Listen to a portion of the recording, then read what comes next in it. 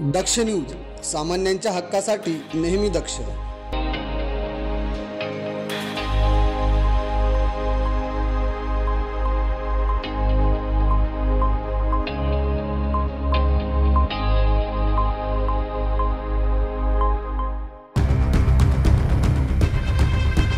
नाशिक मुंबई आग्रा महामार्गावर वाडीवरे दत्त मंदिराजवळ 31 ऑगस्ट रोजी रात्री 7:30 वाजता भीषण अपघात झाला.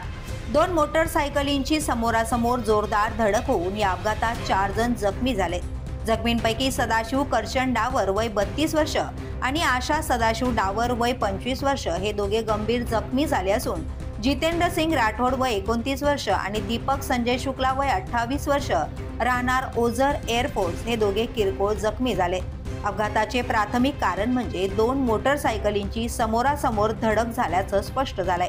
जखमींना तात्काळ मदत मिळावी यासाठी जगद्गुरू रामानंदाचार्य नरेंद्राचार्य संस्थांच्या गोंदे फाटा येथील मोफत अँब्युलन्स सेवेने जखमींना वाडीवरे येथील खासगी दवाखान्यात दाखल केले. या संपूर्ण कार्यवाहीत अँब्युलन्स चालक निवृत्ती गोंड यांनी तत्परता दाखवली आहे. प्रभाकर गारे, दक्ष न्यूज, त्र्यंबकेश्वर.